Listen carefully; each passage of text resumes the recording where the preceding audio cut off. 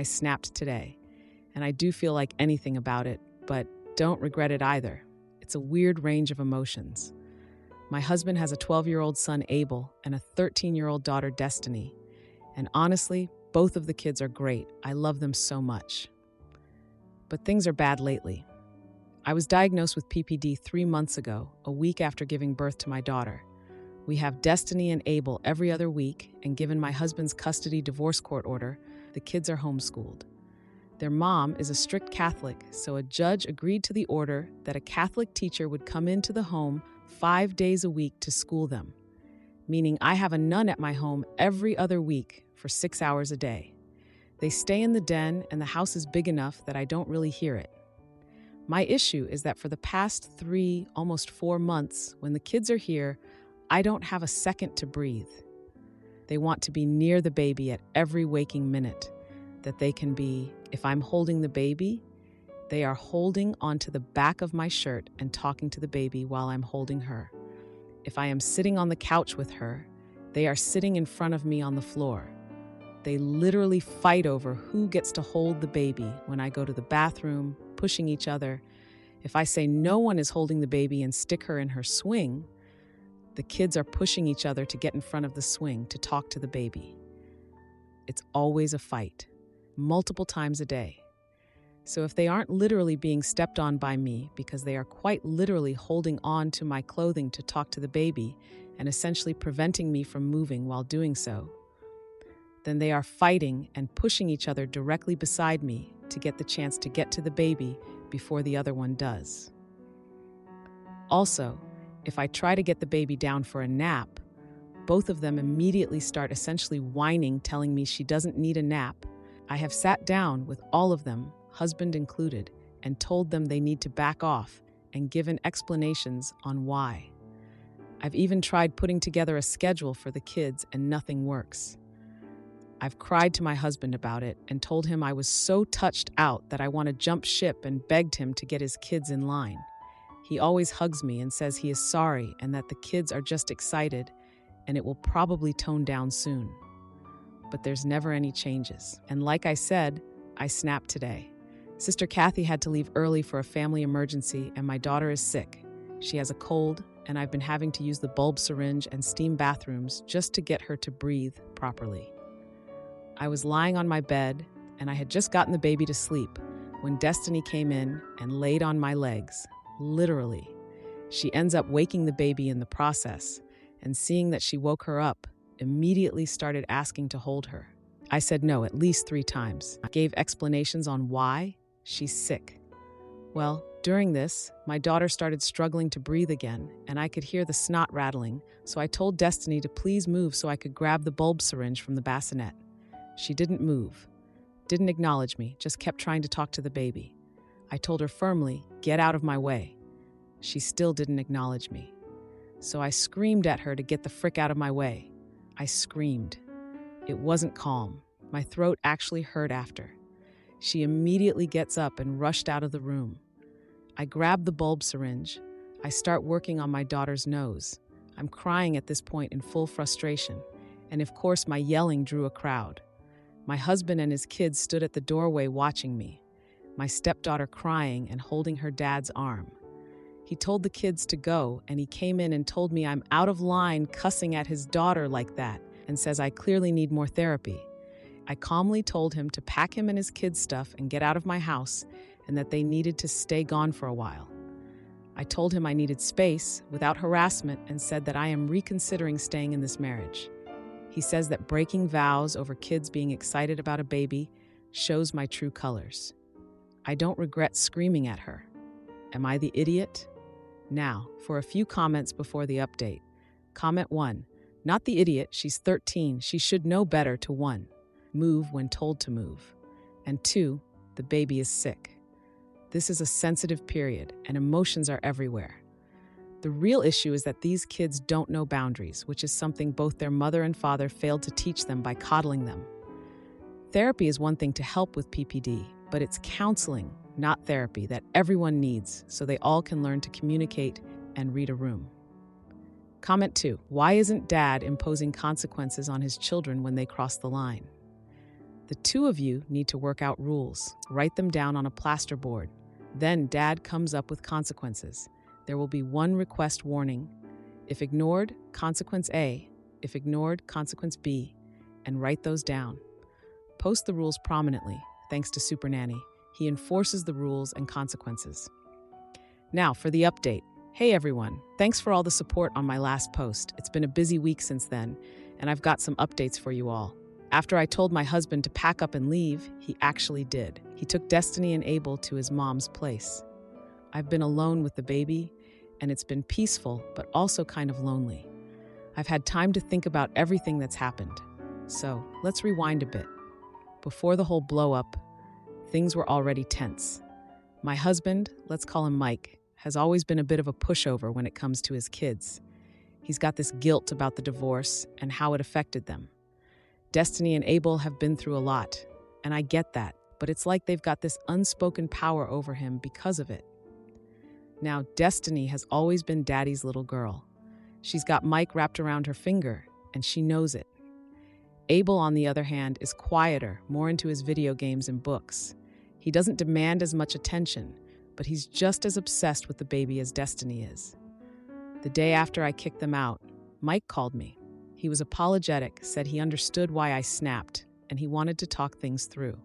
I agreed, but I needed some space to cool off first. During that time alone, I started to remember the good times. Like when Mike and I first met, it was at a friend's barbecue, and he was the only one who laughed at my terrible jokes. Or when Destiny and Abel first started warming up to me, showing me their drawings and asking for bedtime stories. It wasn't all bad, and I missed them. A few days later, Mike came over to talk. He brought flowers and a sincere apology. He admitted he hadn't been supporting me enough with the PPD and the baby. He promised to set boundaries with Destiny and Abel and to be more present. We decided to give it another shot, but with some new rules. We'd have a schedule for the kids to spend time with the baby, supervised, so I wouldn't be overwhelmed. And we'd have family therapy to work through our issues. Things were going okay for a couple of days. Destiny and Abel were trying to follow the new rules, and I could see they were making an effort. But old habits die hard. Yesterday, Destiny had a meltdown. She wanted to hold the baby, but it wasn't her scheduled time. She started crying, saying I was keeping her away from her sister. Abel tried to calm her down, but she was inconsolable. Mike stepped in, and for the first time, he actually held his ground. He told Destiny she needed to respect the schedule and my space. It was a jaw-dropping moment for me because I'd never seen him be that firm with her. But then, the misunderstanding happened. Destiny, in her upset state, told Mike that I had said she was a bad sister and that I didn't want her near the baby at all. That was not true. I had never said anything like that. Mike confronted me, and we had a heated argument. I was frustrated because it felt like we were back to square one. But then Abel, who had been quiet this whole time, spoke up. He said he'd been with Destiny the whole time and that I hadn't said those things. He explained that Destiny was just upset and had misunderstood my request for space. Mike and I realized that we had both jumped to conclusions. We sat down with Destiny and Abel and talked it out. Destiny admitted she had let her emotions get the better of her and apologized. My fiancé's family meddled nonstop, so I dumped him, but when he crawled back with secrets, I chose my sanity over his twisted loyalty. Tyler, 38-year-old man, and I, 36-year-old woman, were engaged 3 years ago. I ended things because of his family's interference. I returned the ring and tried to move on. 1 year later, we started talking again. I had already taken a new job that moved me away from the area, and I make 5 times his salary. We decided to give it a try and take things slow. He moved halfway to where I live, and after almost a year, we decided to move in together. He rented a place, and while I didn't agree to fully move in, I would stay for 2 nights a week while working near his area. I also bought all the furniture and considered accepting my ring back. Everything seemed good until he lost his job. He became bitter because he was passed over for a promotion and laid off. I had to help him with his bills, but I noticed that he violated the boundary I set with his family. Tyler started doing video calls and giving them virtual tours of the place, despite me telling him I didn't want to appear on camera. He used my phone to call them, and this made me angry. I never asked him to cut his family off. I only asked to never be forced to interact with them. I agreed to be civil and polite should there ever be a wedding, but I didn't want phone calls or to attend family functions. When we first dated, his mother never liked me and was disrespectful. She went from making faces of disapproval in front of me to excluding me from conversations. She also ignored me when I invited her to our place. Things got worse when she talked about his ex in front of me and made it clear she wanted them back together. Our engagement ended because his brother-in-law was at our place, and his then-wife called and he ignored her, so his sister-in-law called me in tears. I passed the phone to his brother-in-law, and he yelled at her. I called him out for it, and we argued. His mother called me after and insulted me. She said I had no business meddling in her other son's marriage, and that she hoped her son left me. I was confident in my relationship with Tyler and stood up to her. She started crying and said she wished her son would cheat on me because he's attractive and I'm a little overweight. She never apologized, and Tyler said he couldn't do anything because she's his mother. The situation got worse when his family intentionally showed up unannounced or called at very early hours. When I said they weren't welcome, he tried to impose them on me, so I broke up with him. 3 months into his unemployment, he became defensive and guarded his phone. I thought he might be having an affair, so I checked his phone. I found a long conversation in his family chat where they insulted me and made fun of my voice when I'm angry. Tyler announced that his family was coming to visit without giving me a chance to refuse. They showed up and I argued with Tyler. I was hurt to see him slip into his old habits. He shuts down my objections by saying it's his house and his family can stay over. I cried all night, and he called me a drama queen. I had a panic attack, and he didn't ask what happened. After the silent treatment, I moved out with everything I bought, leaving his belongings and relationship mementos. He had a breakdown and begged, but I stuck to my decision. He sent a long apology text and said I ruined his life and his family's. He also said he might have thought of bringing them to live with him. He called me repeatedly, making me anxious, so I told him I would never date a man who mistreats me. I called our relationship a painful mistake and said I hate him. His reaction scared me, so I blocked him. I know what I did wasn't upfront, but I know he put me through a bad situation. Am I the jerk? Now, for a few comments before the update. Comment 1, not the idiot. Has anyone else noticed the number one reason OP's ex dragged this rebound relationship? He probably knew there was a chance he could be fired from his last job, and OP was making way more than him. He was probably embarrassed by this and allowed his family to make fun of OP instead of him. This was a huge mistake on the ex and his family, because it was obvious who was paying for everything. Then, he tried to move those same toxic relatives in and have OP pay for their lifestyles ungraciously. OP was wise to leave when she did. Never bite the hand that feeds you. Comment 2. Not the idiot, but I don't understand why you got back together with him in the first place when the reason you guys broke up wasn't resolved. He's just crying because, like you, I suspect he wanted to move his family in, and you have rightfully taken back your furniture, so now he is panicking. I'm just curious as to how you thought this relationship would work again. Now, for the update. Hey Reddit, it's been 2 weeks since my last post, and boy do I have an update for you. Remember how I told you about Tyler, my ex-fiancé, and his overbearing family? Well, things took a turn for the worse, and then they just exploded. So after I moved out with all the furniture I bought, leaving Tyler with an empty apartment and a broken heart, I thought that was the end of it. But nope, life had more drama in store for me. Tyler had been blowing up my phone with calls and texts, but I had him blocked, so I didn't see any of it. That is until he showed up at my work. Yeah, you heard that right. He drove all the way to my office to confront me. He was waiting in the parking lot when I got out. He looked a mess, like he hadn't slept in days. He started apologizing, saying he realized how much he messed up and that he wanted me back. But then, he dropped a bombshell. He confessed that his mom had been pushing him to get back with his ex, and he had actually been talking to her behind my back.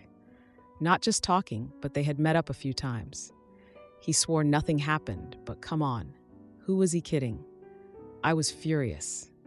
All those times he was defensive about his phone, it wasn't just his family trash-talking me, it was him reconnecting with his ex. I felt so betrayed. I told him it was over for good, and I didn't want to see him again. He started crying right there in the parking lot, but I just walked away. But wait, there's more. Remember how I mentioned Tyler's brother-in-law, the one who yelled at his wife over the phone? Well, turns out he and Tyler's sister were going through a nasty divorce, and guess who he blamed for it? Me. Apparently, me standing up to him that day was the beginning of the end for their marriage. He had been filling Tyler's head with nonsense about how I was a bad influence and how Tyler should listen to his mother. And Tyler's mom, oh boy, she's a piece of work. After I left Tyler, she had the nerve to send me a message on social media. She told me that I was making the biggest mistake of my life and that no one would ever love me like her son did. She even had the audacity to say that I was the reason their family was falling apart. As if. I didn't respond to her message, but it made me realize that Tyler would never stand up to his family for me. He was always going to choose them over our relationship. It was a hard pill to swallow, but I knew I made the right decision to leave. Now, here's the jaw-dropping part. A few days after the parking lot incident, I got a call from a mutual friend. She told me that Tyler's ex had moved in with him. Yep, the same ex that his mom wanted him to get back with. It turns out that they had been planning this for a while, and Tyler losing his job was the perfect excuse for them to rekindle their relationship. I couldn't believe it. All those times he said he loved me, and he was just waiting for the chance to get back with her. It hurt, but it also made me realize that I dodged a bullet. I was better off without him and his toxic family. My fiancé dodges wedding plans for years, so I confront him and discover his secret savings for a car. I pack my bags and he's left stunned. I'm 33-year-old female in a relationship with my boyfriend, 38-year-old male, for 15 years. We were engaged 8 years ago, but no further plans were made. When I mentioned it, he always found a reason why we had to wait. It was not a good time, we had no money, etc. I never asked for any expensive wedding. I offered to elope or go to the courthouse. He declined and said he wanted a proper wedding because that's what I had originally mentioned I wanted. The engagement ring he bought me was $20 because we were poor at the time, but when it broke, I never got a replacement. We now spend an average of $100 a month just on takeout going out. For comparison, a couple of months ago, he said he wanted to get me something expensive for $1,500, but didn't have the money. I immediately knew, so I pressured him to tell me what it is because he never has bought me anything more than $100. He said it was a ring. I said if he really wanted, he could have easily saved a ridiculous $10 per month for the past 8 years and get me a good enough ring because I'm supposed to wear it forever. And why on earth would he mention it if he can't get it? It makes no sense. A few weeks ago, he mentioned wanting to save for a car to replace his old one. I got furious and we had a serious talk. I asked about his real plans and to stop with the nonsense and be a man. After much pressure, he said he didn't think marriage is important. I asked, why did you get engaged then? He said he wanted to. I told him he makes no sense, and to think if his sister had a boyfriend for that long, acting the same way, what would he think about it? He said nothing. I said, you have a month to think and decide, then I'm leaving. Then he said, no, you're not leaving. We'll get married soon, but we need to insert a couple of things to be done paid first. So I've been cold as ice since that talk. I'm not arguing or acting mad, but I'm a roommate, not a girlfriend. I'm barely kissing him once a day. No intimacy, no intimacy. It hurts me because I love him. I feel lonely. But I don't want to act like everything is okay and ignore the elephant in the room. I feel hurt and rejected. So now I'm rejecting him as well. He complained a few times and asked why I'm doing this. He genuinely doesn't get why I treat him like this. So am I the idiot? Edit. More info. We live in his owned house. I do own property of my own that I rent out. No debt. We have savings for emergencies, so not rich, not poor either. No, I do not want to marry him just to cheat and divorce and get half of it, as someone suggested. I do make more than he does, so I do not need his money. No, he doesn't cheat. I never asked for an expensive ring. He was the one to mention it in the first place. It could be $100 ring, but no, he mentioned $1,500 and then proceeded to tell me he couldn't get it in the same sentence. I'd respect anyone who clearly says marriage is not for them. That's honest. My issue is when a man asks a woman to marry him, says multiple times he wants to marry, then states marriage is not important. And yes, he wants to have kids with me, even without being married, and has mentioned it multiple times. But I was clear from early on that I would not have kids until I'm married. That's my personal preference, and he was aware and agreed. He could have said no. I'm not using lack of intimacy to blackmail him to marry me. It's just how I feel at the moment, so I'm acting based on these feelings. Common law does not apply where we live. Now for a few comments before the update. Comment 1. 15 years on, at 38 years old, and he doesn't have $1,500. Is love really enough to continue living at such a standard of living? Don't even mention bringing kids into the picture if that's on the horizon. His retirement alone is questionable. At this age, having a partner goes beyond love. It's about the daily stuff like mortgage, rent, living expenses, and what are your and his future life goals. I suggest taking time apart to really think about what you want for yourself. You have to choose yourself and not wait for him to choose you because you gave an ultimatum. How many ultimatums can you give and over what? Comment 2. You've been together since you were 18 years old. It's a long time for nothing to happen. You could have been parents to a couple of teenagers by now if that's what you both wanted. Ultimately, you both might have different expectations about what a relationship constitutes and what you want in life. It's never nice to be placed in a position where you are made to feel as if you're pressuring someone to do something the other doesn't want to. I think a short break might be helpful to reset personal ideals, desires, and goals.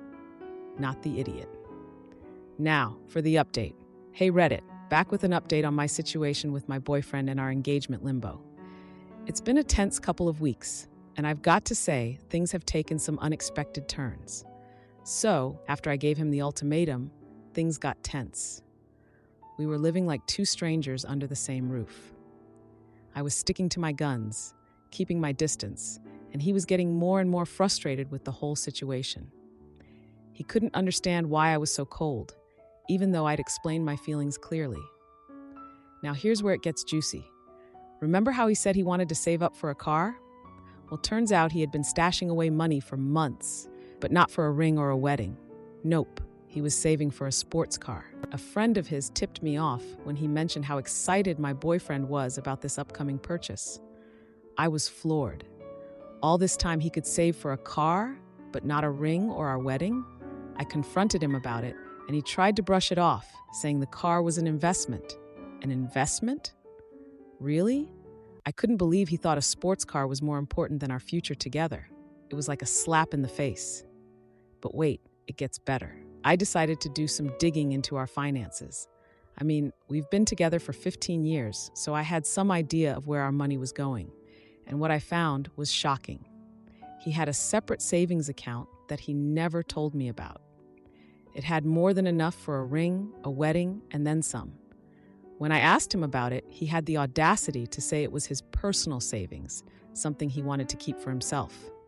I was livid. All these years, he'd been telling me we couldn't afford to get married, and here he was sitting on a pile of cash. It felt like such a betrayal. I started to question everything about our relationship. Had he ever intended to marry me, or was it all just a way to keep me around? The tension in the house reached a boiling point. We had a massive argument, and I brought up everything. The car, the secret savings, the broken promises. He didn't have much to say in his defense.